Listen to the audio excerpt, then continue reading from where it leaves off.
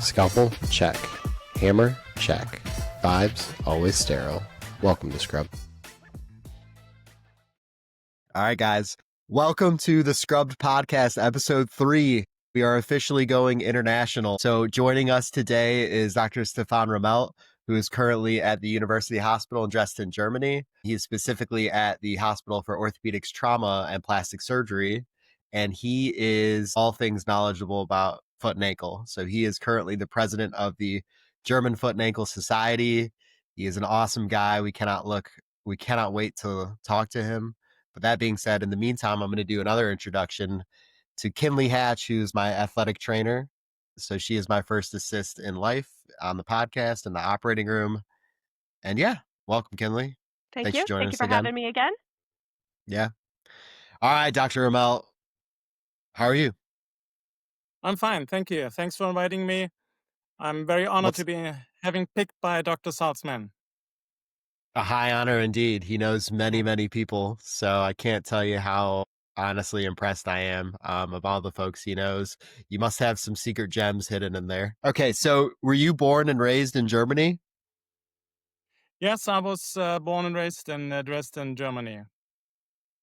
What was that? So can you walk us through a little bit about what home life was like going through kind of primary school and kind of, what was life like at a younger age, kind of what the climate was as you were kind of stepping it through primary school? Yeah, so Dresden is in the far east of Germany. And at the time I was born, 1968, it was so occupied by the Soviet Union. It was officially a socialist state. Well, how things were back then. I grew up very protected, maybe too well protected, as I felt. Had a very quiet childhood, so school was 10 years for everybody. And for those who thought about getting to university, you had to do 2 more years, which is probably what you would call college or high school. It was quite tough getting in there. So the official saying was, the official doctrine was that the workers and the peasants were the ruling class, and which was reflected by the coat of arms that East Germany had at that time.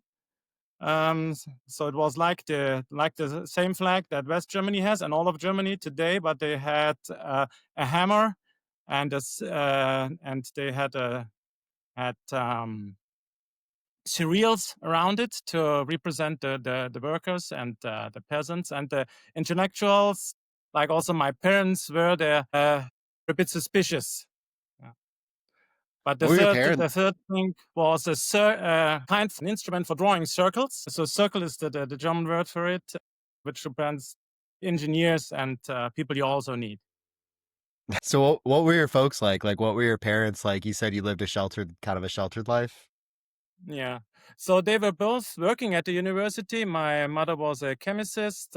My father was an engineer who specialized then in mathematics and working with the type of computers they had back then, which was no match for those we have today. And so it was a bit of an intellectual background and very quiet, everything. I had to learn the hard way that in school you shouldn't say everything that you really thought if it wasn't that in line with the official. I'm still learning that lesson. Yeah. Socialist doctrine. Sometimes I could not hold my tongue and got bad marks for that. And then my parents explained, well, it's something you can talk about in private, something that you can talk about in public. And the older I grew, the more I got annoyed by that. So the lack of freedom to really speak out. And of course, when you realize how big the world is and how small the world that you are allowed to travel, that was the second thing that annoyed me. Apart from that, I had a happy childhood and a happy adolescence with my friends and family. So we lived in our small bubbles where we knew, or we hoped we knew that we could speak out and live away from the official politics. Were you an So only did you, child? Were you No, an I have only a brother child? that is Okay, 5 years younger than me. gotcha. so did like when was the first time you had left Germany, or did you grow up essentially in just kind of that local town there, or did you grow up traveling at all with your folks? Well, the only country we were officially allowed to travel was at that time Czechoslovakia. There you could go just with, we didn't have a passport, so we had an idea. We could travel with the idea. Still, we spent an hour at the border to be checked to have nothing that we should not bring across. And I was always afraid of that because almost everything was forbidden. So I was sure to have something in my bag that was forbidden. But luckily, I must have looked unsuspicious, so I wasn't checked deeply. So what was that like? What was it like your first times traveling outside of Germany? First time I was 3 years, and my parents took me with them to Prague, which is a wonderful city. It was back then. It is still now a city that has a long history. Was not destroyed during the wars, at least the last wars that were ferocious in Europe, and it's still a wonderful place to be. And I'm happy to be there quite often. Mhm. So that was the first time I had my first memories of a travel. And then when I got older, of course, we wanted to travel abroad, so we did this on our own. And to go a bit further to the other so-called friendly countries like Hungary, Romania, Bulgaria, we had to apply half a year in advance. And Interesting. then it was allowed, luckily. And so by the age of 18, I traveled basically all the countries I was allowed to, and felt that at some point, I was at the limit. One thing I really like to ask folks who are born in Europe, when was your first time in America, and what was that like compared to Germany? My first time in America was when I was at medical school, and I did practical in Colombia. So I New York went City. with the cheapest flight I could get. I went to Colombia, and I remember when the first sight of America was the airport of Caracas, and I listened to the Symphony of the New World by Dvorak, which he wrote when he was in New York. That was a great moment, and it was one of many great moments. I had a wonderful time. I had a tough time. I had to acknowledge that nobody speaks any other language than Spanish there, and my Spanish was very rudimentary, so I had to learn it the tough way. But it was the first of many times. First time in the US, I also remember very well. It was also during a part of my internship. I landed in New York with the cheapest flight. It was Pakistani Airlines. And I think they landed in the last corner of JFK. So it took us about 1 hour to get from there to the hall. But it was so being I never dreamt as a child, as a young man, I never dreamt of ever seeing that with my own eyes. And so Did still every time I cross a border, uh, I have a nice feeling about that. did your parents have they ever come to the United States, or had ever gone to the United States or seen kind of the travels that you have? No, they were in their 50s when the wall came down, and with the wall, all the barriers to traveling, and they traveled quite a bit. My mother attended conferences. The first conference she attended was in Santa Barbara, California, and she was absolutely excited. And when they have the second conference, she took her husband with her. I think it was Canada. Yeah, so they did a deal of traveling, and they enjoyed it as much as I did. And maybe we folks from that lived beyond the Iron Curtain enjoy it a little more than others. But it's still enjoyable. It's nice to be away. It's also nice to be back home. What was it like growing up with two highly intelligent parents? Where is there ever a scenario where you wanted to go play a game or go outside with your friends and they said, no, no, no, pick up your books? Luckily, they didn't do that. I managed to be the only one who didn't learn an instrument as a kid. So everybody in my family plays an instrument, and I just wanted to go and play football. So what you call Yeah. soccer. I wanted to climb on trees, read books, but of course my books, adventure books, and things like that. And for me, it would have been torture to learn an instrument. I regretted it later. I started when I was 16, took some piano lessons, but it was too late to really get into it. Still had fun with that, but yeah, so they never urged me to do something. So what made you Kinley, want to become a doctor? Well, basically two things. The first thing, I wanted to have a job or a profession where I do something different every day. Boredom would be the worst thing for me. And medicine definitely I had the feeling that I would be able to fulfill that wish. It wasn't the only thing I considered. So I also thought about things like history, arts.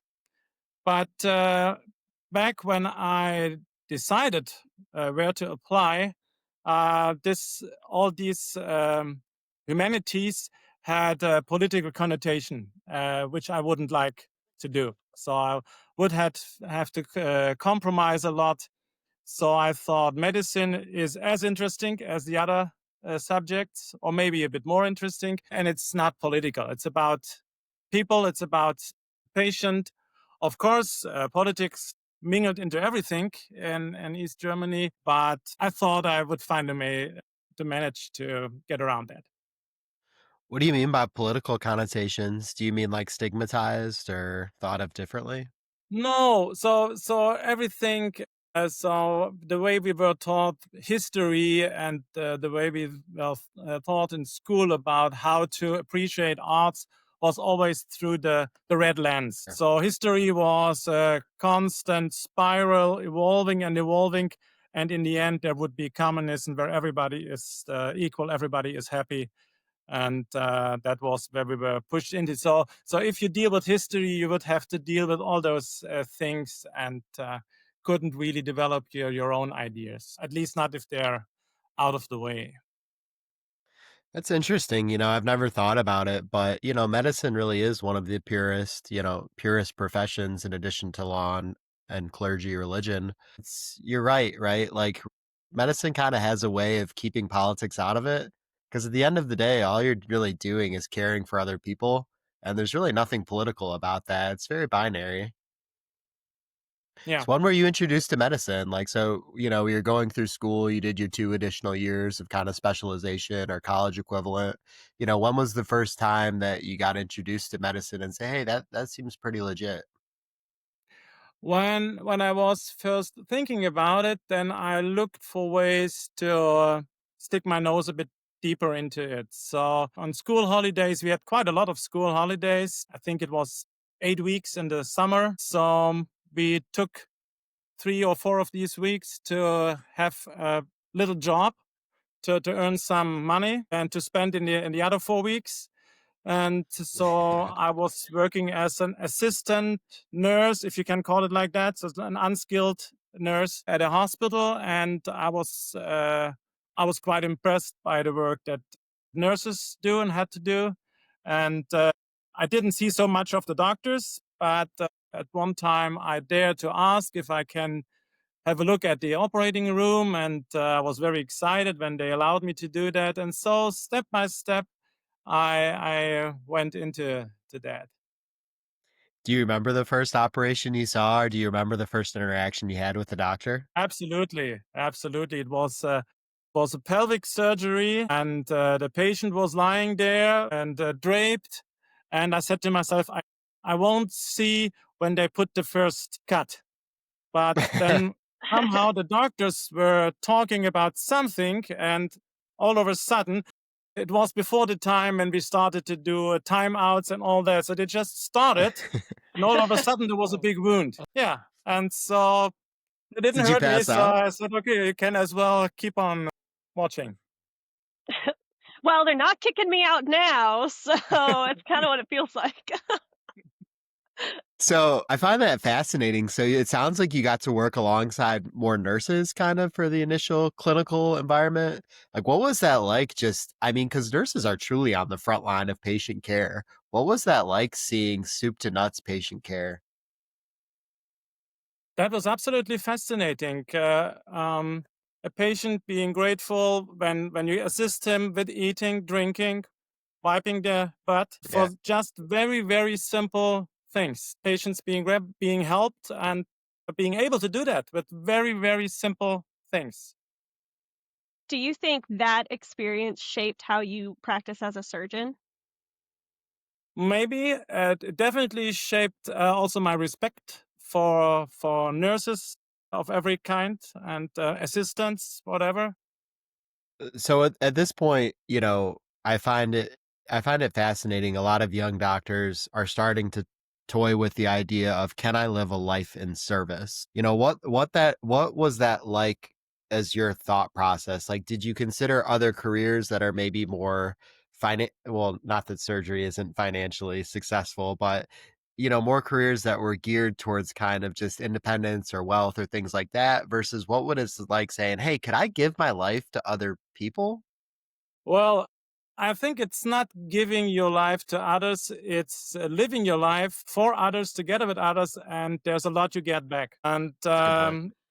I can really honestly say it was never about the money. When I listed for a so-called pre-practical before medical school, we had to go to a medical examination, and the doctor there said, do you know how much money you will get when you're done, when you finish medical school? I said, no, I don't. It's 550 East German marks, which is so a steel worker got 2,000 marks a month. So to put it in perspective, so it's not about the money. Yeah. And I was, of course, happy when things changed, but I never had to complain about the money. And to be honest, surgery fascinated me from the very beginning. This combination of science and craftsmanship, yeah. And if you evolve it, your orthopedic surgery can be like an art. And so Yeah. this fascinated me from the very beginning. So throughout medical school, of course, I thought about other things that could be interesting. Neurology, pediatrics fascinated me, but in the end, it was surgery that won the race by far. And until today, I didn't regret it, luckily. So during medical school, do you all have to do rotations in surgery? Do you have to are you exposed to all the different rotations? Absolutely, yes.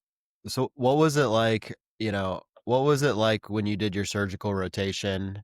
How quickly was it? It's because it sounds like you had a fairly open mind, but how quickly and what was it about surgery that really said, "Hey, this is what I want to do"?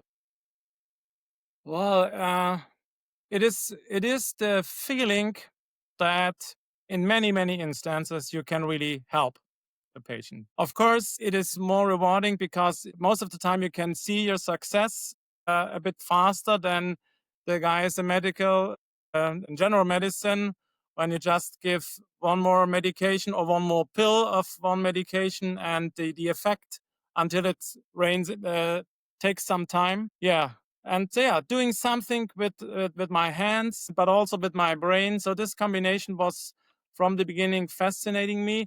And when I started training my residency, surgery was still organized in a way that trauma surgery was a branch of general surgery, so we all had to Mhm. go through general surgery. So I had to learn how to take gallbladders out and appendices and thyroid glands, which was very interesting. And I loved endoscopies and these things. But in the end, also back then, I knew that a nice art, a nice craftsmanship would be orthopedic surgery. And so then I subspecialized into trauma surgery.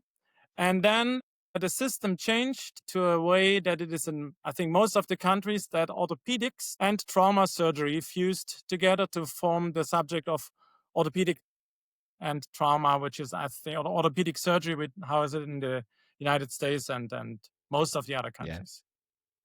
So how old were you in medical school, and how old were you when the wall fell? That was exactly the same year. I was 21 before medical school. We had a compulsory military service, and I just dropped out of the military service. So I was sensed the whole country as a big barrack, and then they even put me in a smaller barrack. And then I came out of it, and I think within 2 or 3 months the world was open for me. So it was the happiest timing I could imagine. Yeah, that's pretty amazing. That's a lot of life change in just 1 year. Yeah. Yeah. So you said you were getting on it, or you got on a train that night to go kind of witness it and be there?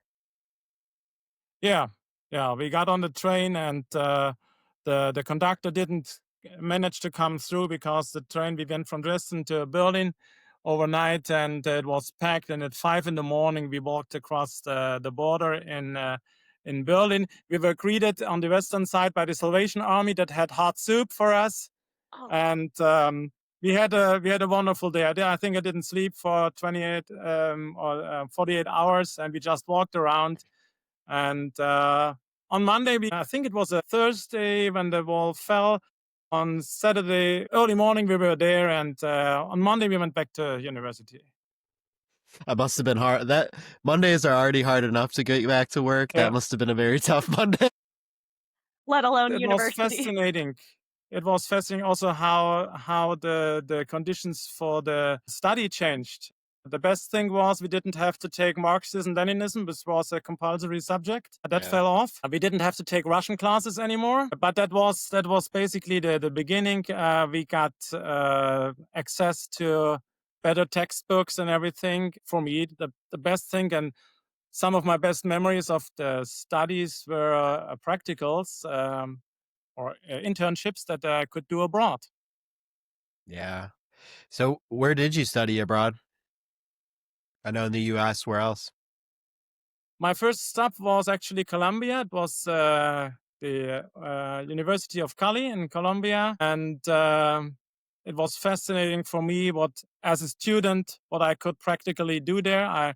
I went to obstetrics because in Germany, as a medical student, you can see the childbirth across a window and ask some questions. And on the second day, barely speaking about Spanish, I had to do it.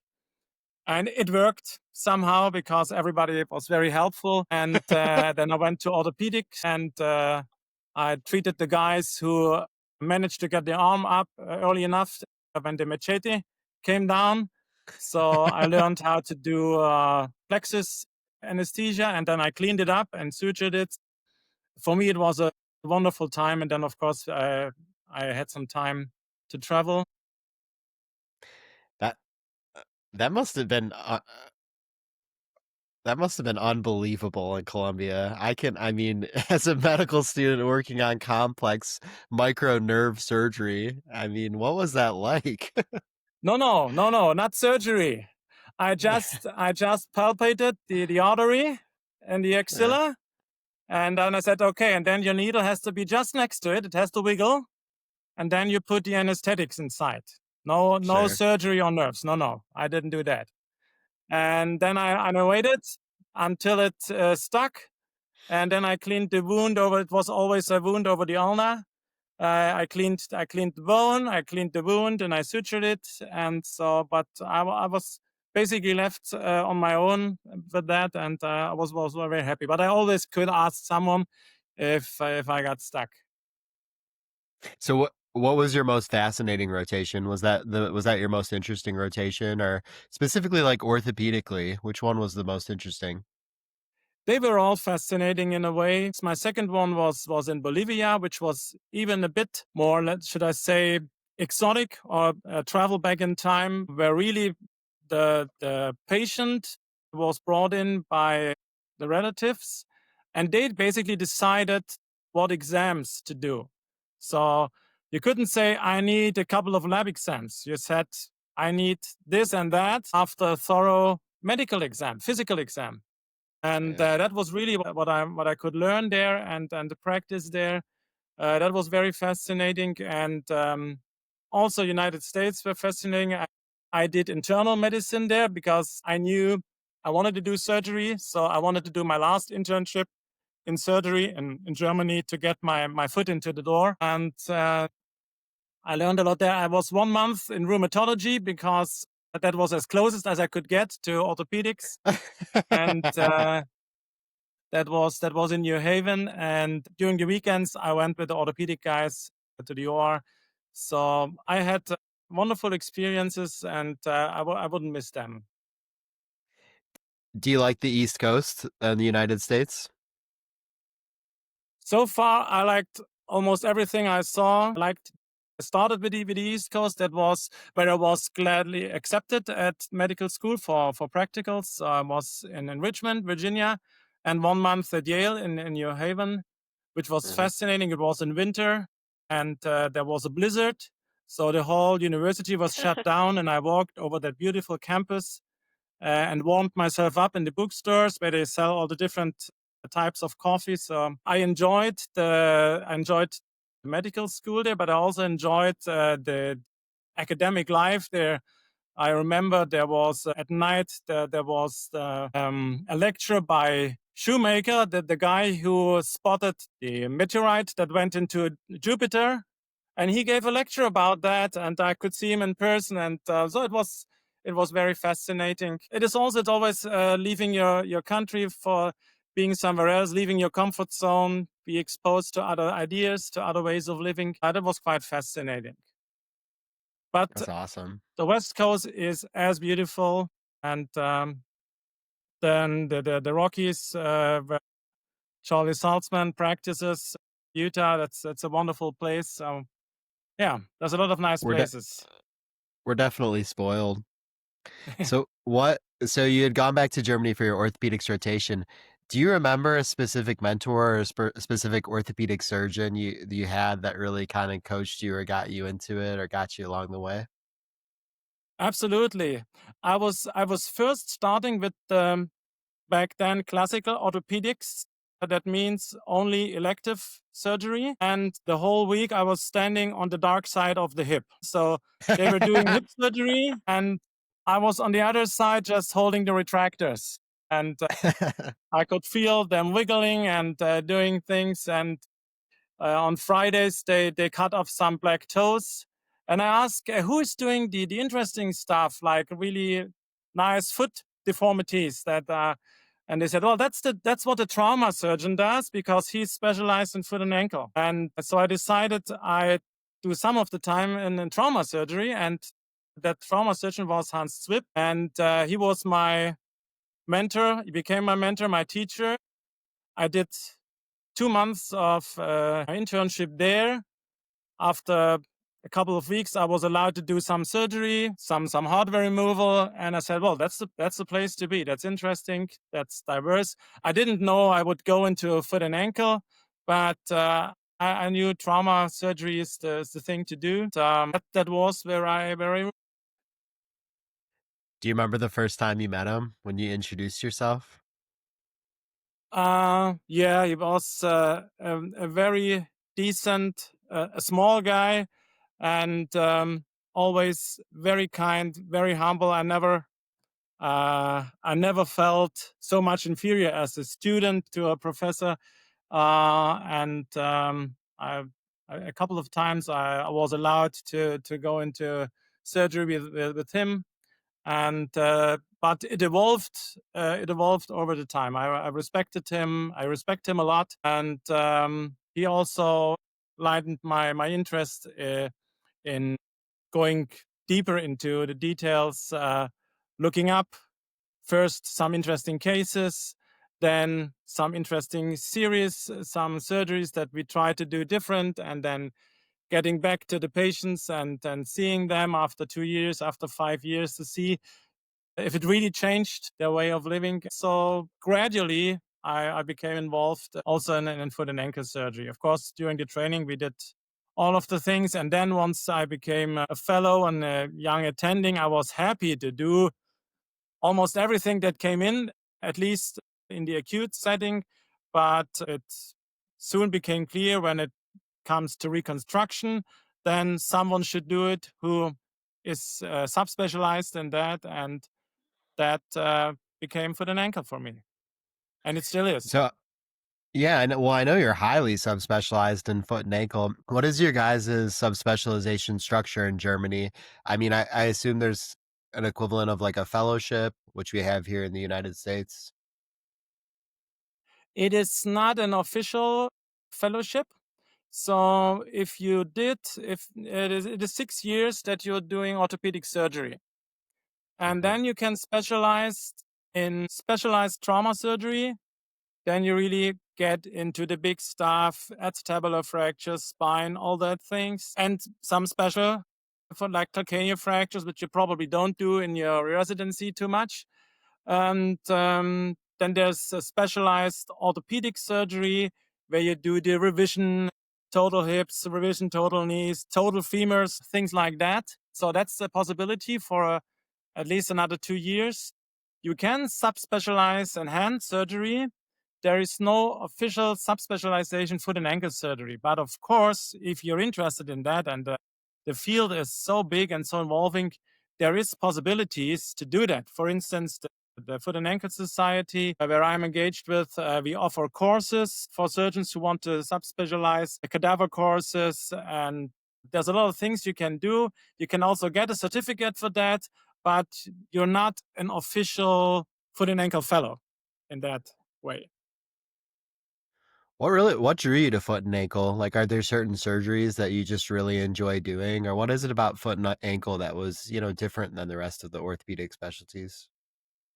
Well, everybody loves his specialty the most, I guess. And for me personally, it is one of the most diverse.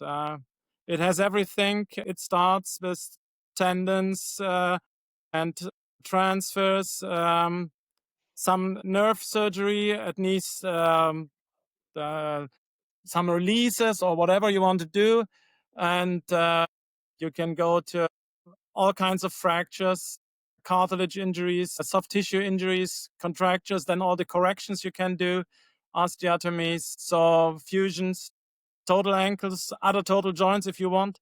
So it is really, for me, it's quite amazing. And still, I can live my dream doing something different every day.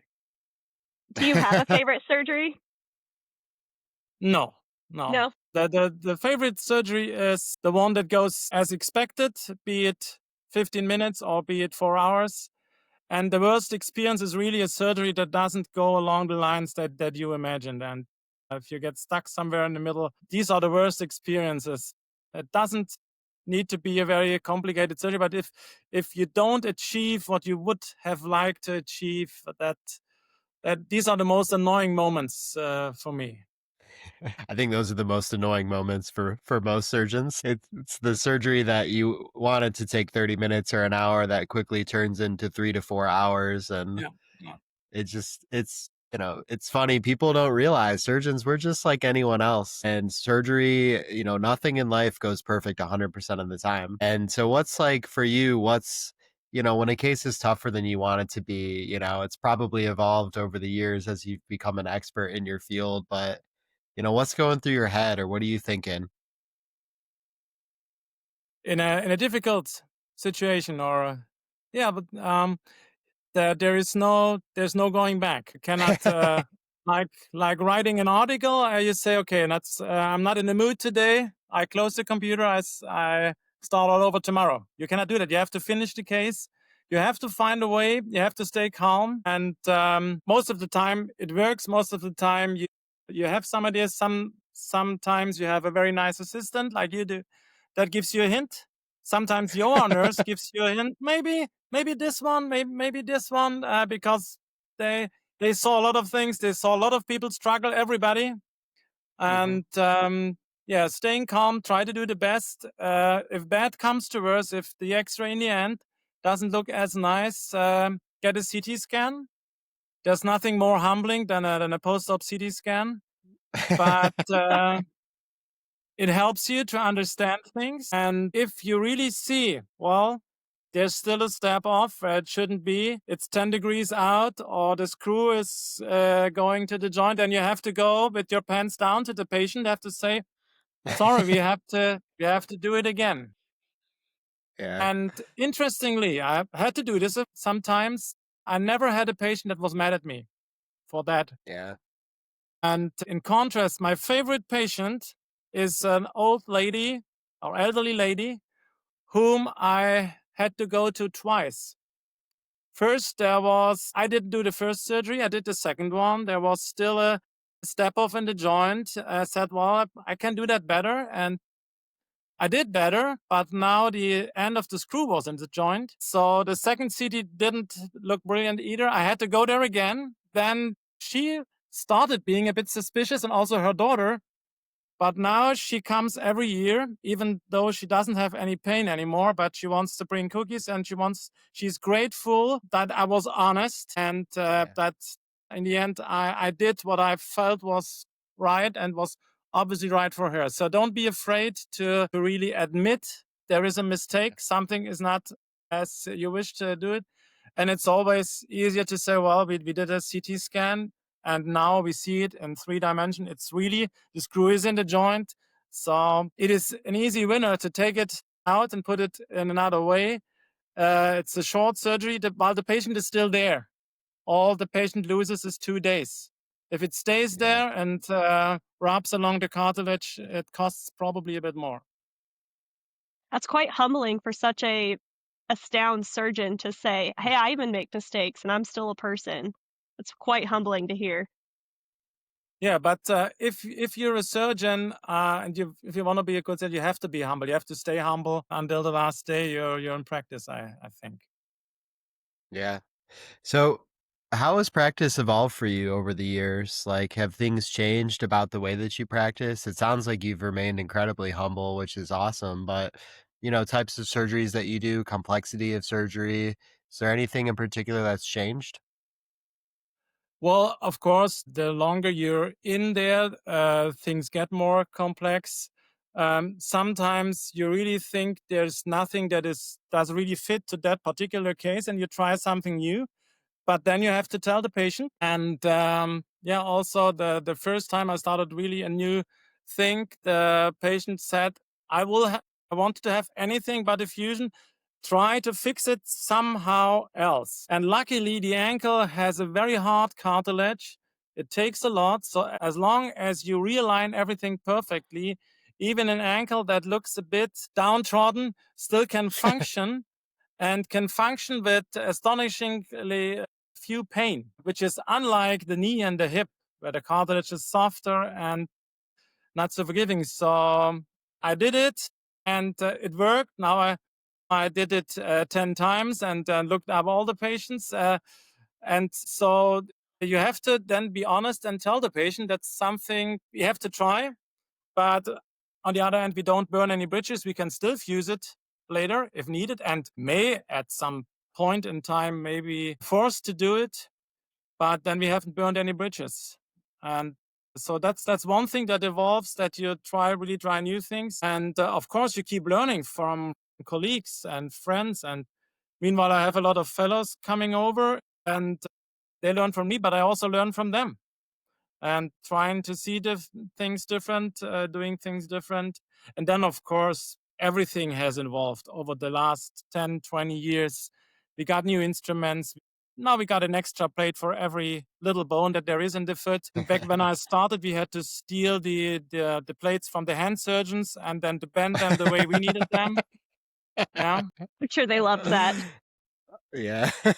Yeah. I find foot and ankle surgery to be amazing for that reason. I mean,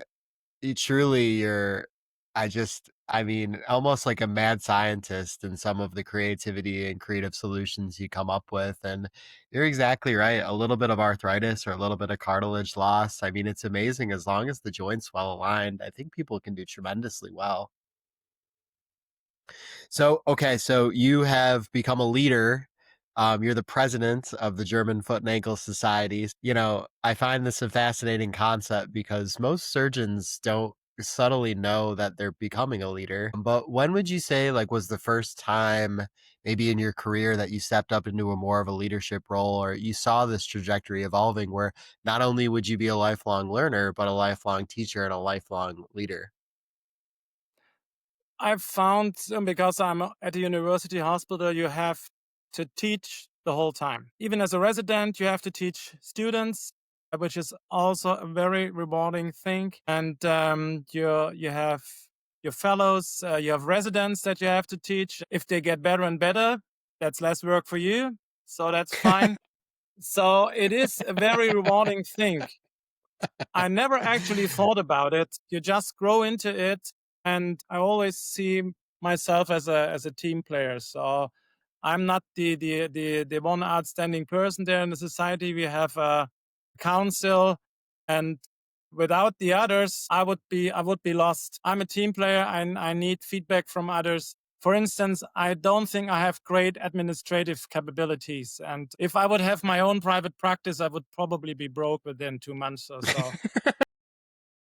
I might be good at science, but I'm not so good at other things. So I want to have a team around me and be in a team and leading together. That's how it is. So what was your trajectory for the German Foot and Ankle Society? When did you get involved in it?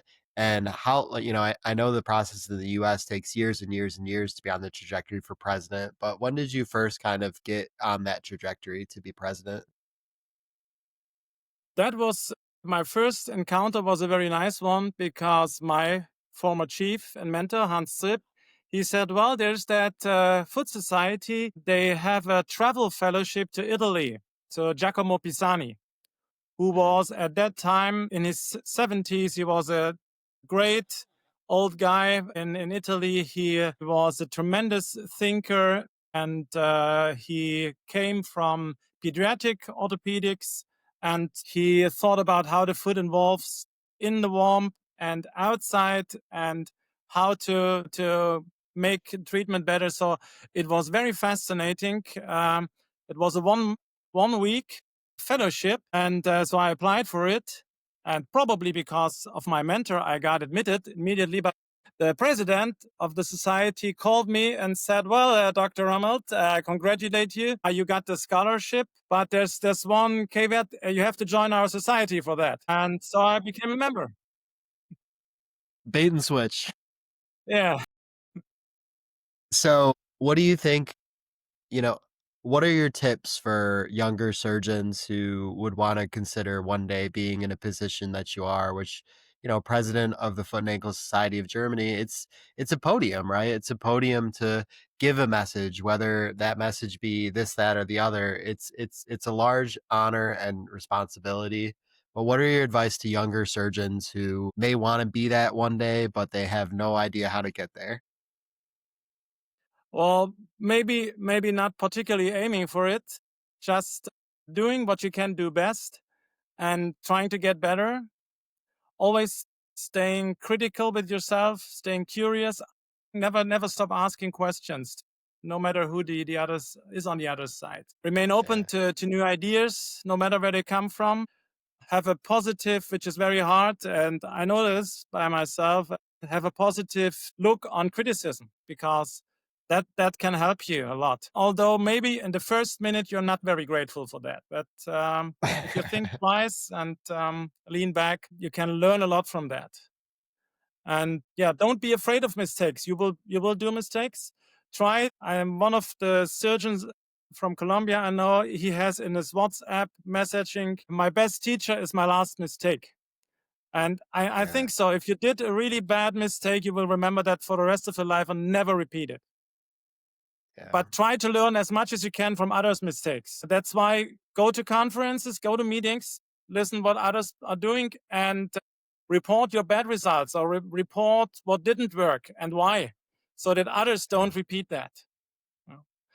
And What also I've noticed a lot of it has been learn from others' mistakes, use the community around you to your strengths. Like Dr. Romelt is not good at administration and stuff, and I remember Dr. Amendola said something similar to that. So all of these crazy successful surgeons are talking about utilizing the people around you and utilizing other people's strengths. And I just think that is just such a testimony to success in the medical field as well.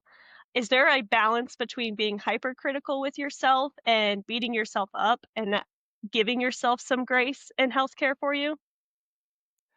I would think so. I think if you're too critical with yourself, then you get afraid of what you're doing and you probably stop doing things, or you get unsure about yourself. I don't think that's a good thing. It is all, the whole life is about balances, getting the right balance between being too self-conscious and too anxious.